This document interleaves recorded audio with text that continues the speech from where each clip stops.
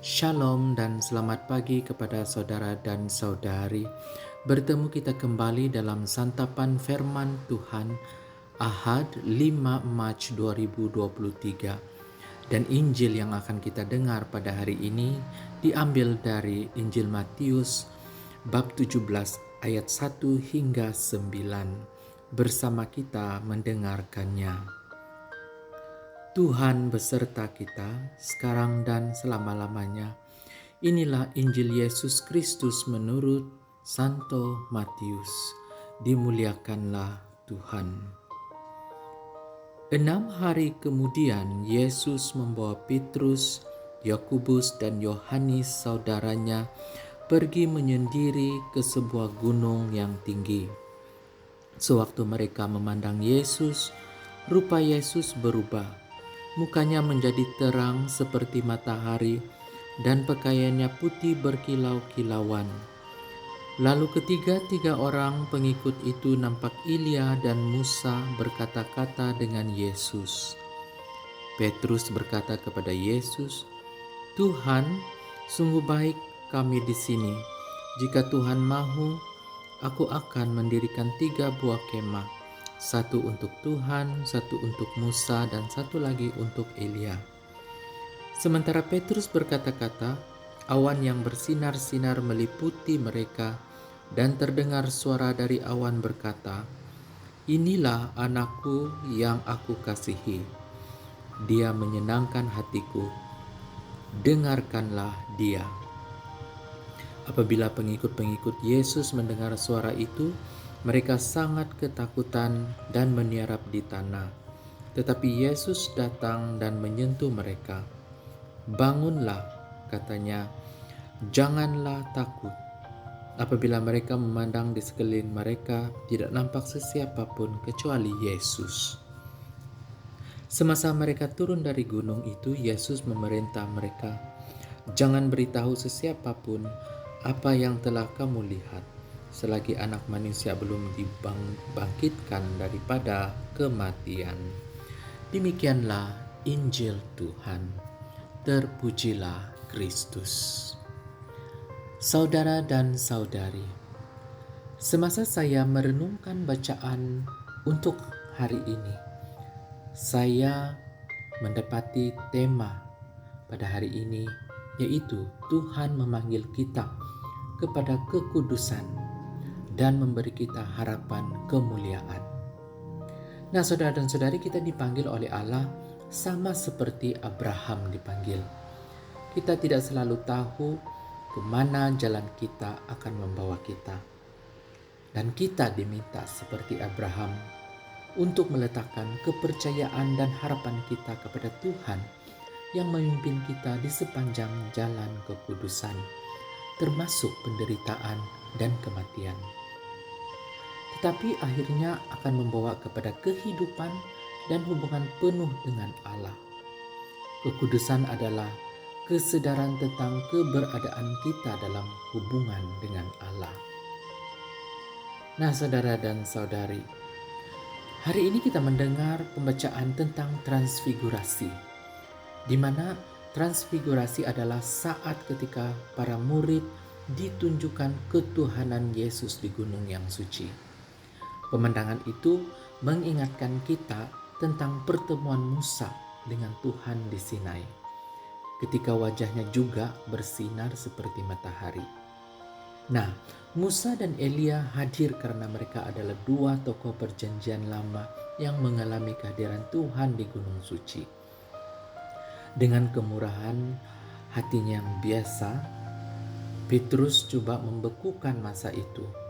Pengisytiharan awam Yesus sebagai anak Tuhan pada pembaptisan diulangi, tetapi dengan tambahan bahwa Yesus adalah guru ilahi yang diberi kuasa. Nah, di sini Matius waspada terhadap implikasi bagi jemaat tentang kehadiran Kristus sebagai guru.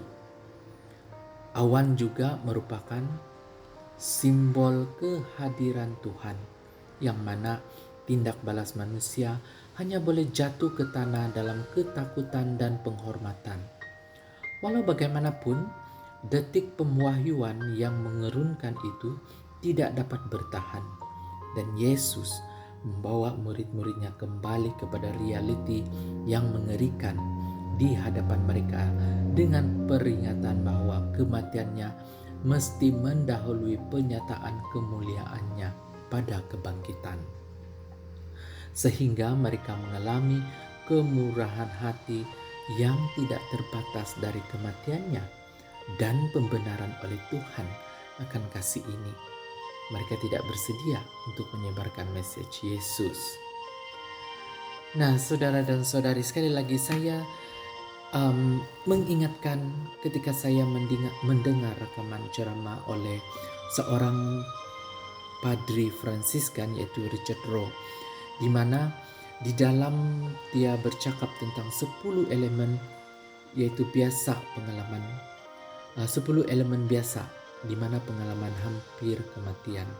Dia bercakap bagaimana semua 10 elemen adalah nilai yang sepatutnya menjadi sebahagian daripada kehidupan seorang Kristen dan pastinya merupakan sebahagian daripada siapakah Yesus sekarang. Tetapi yang saya dengar Father Rohr bercakap, saya menyadari bahwa transfigurasi Yesus adalah penegasan untuk Yesus dan pengikut-pengikutnya. Satu, penegasan bahwa Yesus berada di jalan yang betul untuk kemuliaan yang tertinggi, walaupun ia bermakna melalui penderitaan dan kematian. Nah, sekali lagi ceramah Father Richard Rohr, kita perlu mengatakan bahwa kita perlu mengalami kematian supaya kita boleh mula menjalani kehidupan.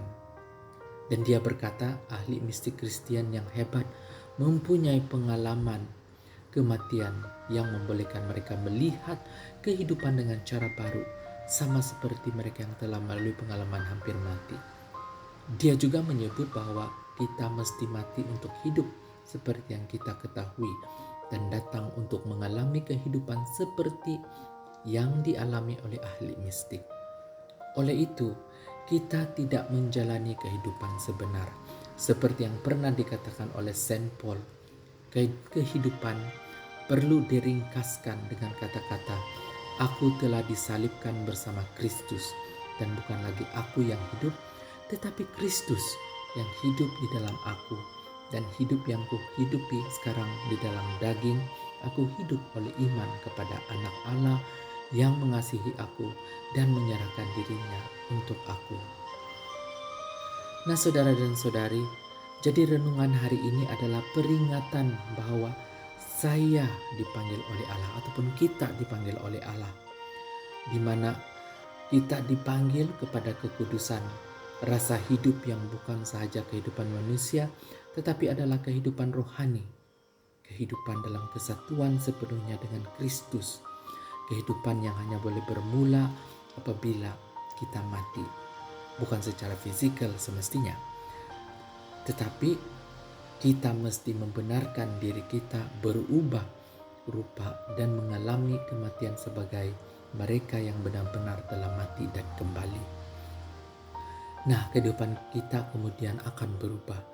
10 nilai yang mencirikan orang yang mempunyai pengalaman hampir mati adalah nilai yang kita nyatakan dalam hidup kita. Nah, kita tidak lagi akan hidup untuk diri sendiri,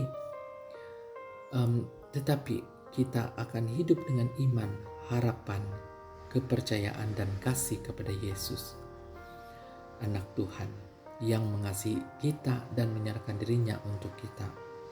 Kita akan menjalani kehidupan yang mencerminkan kesadaran baru tentang hubungan kita dengan Allah yang mengasihi kita di luar dunia ini. Nah, saudara dan saudari, kita akan berusaha untuk berkongsi dengan orang lain tentang kehidupan rohani yang diberikan Allah. Amin.